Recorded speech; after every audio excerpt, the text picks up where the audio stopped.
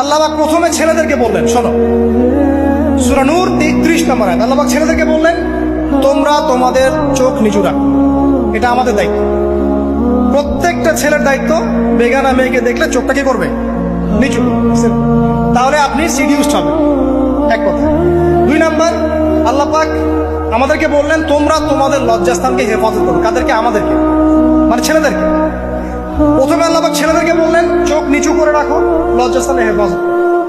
ঠিক আছে? সূরা বানী ইসরাঈল আল্লাহ পাক বললেন, জিনার ধারের কাছেও যেও না, ধারের কাছেও যেও। আল্লাহ পাক আরো বললেন, যদি কেউ জিনা করে ফেলে সূরা নূরে, তাহলে তাকে 100টা বেত্রাঘাত করতে হবে। কয়টা?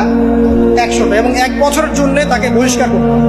আল্লাহ পাক শাস্তিও দিলেন, শুধু তাত্ত্বিক বিধান দেন নাই, শাস্তিও দিয়েছেন। কারণ শুধু তাত্ত্বিক বিধান দিয়ে হবে? আমি যদি ওয়াজ করে বেড়াই, ভাই মদ খায় না, মদ খায় না, কোনো শাস্তি না অ্যাপ্লাই করি, তাহলে কি মদ ছাড়বে মানুষ? আমরা যদি বলি হত্যা করা মহাপাপ, মহাপাপ, দুর্নীতি করা মহাপাপ, মানুষ দুর্নীতি ছাড়বে? ছাড়বে না, যতক্ষণ না শাস্তি নিশ্চিত করা যাচ্ছে। আল্লাহ পাক তাত্ত্বিক কথা শুধু বললেন না, শাস্তিও নিশ্চিত করলেন। তারপর আল্লাহ পাক আরো বললেন, যদি বিবাহিত কোনো ব্যক্তি ব্যভিচার করে, তাহলে তাকে রজম করতে হবে, মাটিতে পুঁতে তাকে পাথর নিক্ষেপ করে হত্যা করে। ঠিক আছে? শাস্তি। এরপরে দেখেন আল্লাহ পাক মেয়েদেরকে বলছেন, মেয়েদেরকে বলছেন, তোমরা মূলত ঘরে থাকো, যদি বাইরের পরিবেশ তোমাদের অনুকূলে না থাকে, তোমরা ঘরে অবস্থান করো। ওয়াকরনা ফি বুয়ুতিকুন্না ওয়ালা তাবাররুজনা তাবাররুজাল জাহিলিয়াতিল উলা। তোমরা মূলত ঘরে থাকো। জাহিলি যুগে মেয়েরা যেভাবে নিজেদেরকে প্রদর্শন করে বেড়াতো, এই কাজটা তোমরা করো না। যদি করো তাহলে সমাজে বেহায়াপনা, ফায়সা বেড়ে যাবে, তোমরা নিজেরাই ক্ষতিগ্রস্ত হবে, যেটা ওরা হচ্ছে এখন। আচ্ছা, এরপর আল্লাহ পাক আরো বললেন, হে নবী, আপনি আপনার স্ত্রী এবং মুমিন নারীদেরকে বলেন, তারা যদি বাহিরে যায় যেন জিলবাব দিয়ে তাদের পুরো বক্ষ দেশটাকে ঢেকে নেয়। তাহলে পোশাকের সংস্কৃতির শেকড় কোত্থেকে শিখবো? আমি কোত্থেকে শিখবো? আল্লাহ পাক কর্তৃক নাজিলকৃত সর্বশেষ ঐশী গ্রন্থ থেকে শিখবো নাকি?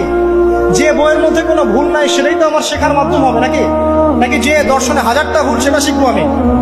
আল্লাহ পাক এখানে বলছেন, মুমিন নারীদেরকে বলো, বাইরে গেলে পরে তারা যেন জিলবাব দিয়ে, কাপড় দিয়ে সুন্দর করে বক্ষদেশ ঢেকে রাখে।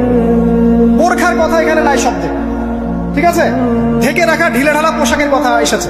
আচ্ছা, আসেন, আল্লাহ পাক আরো বললেন যে তোমরা অমুক অমুক অমুক অমুক, যেমন আপনার বাবা, আপনার ভাই, আপনার এই যে সন্তান, এই যে মাহারাম যারা আছে, এদের সামনে ছাড়া অন্যদের সামনে যখনই যাবে, তোমরা কিন্তু হিজাব অবলম্বন।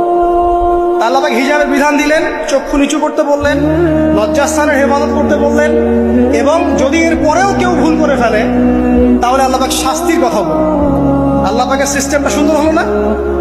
এই সিস্টেমটা নবী সাল্লাল্লাহু আলাইহি ওয়াসাল্লাম অ্যাপ্লাই করলেন, সমাজ থেকে সমস্ত জেনা, ব্যভিচারের ভিত্তি উঠে চলে। সুবহানাল্লাহ বলবেন না?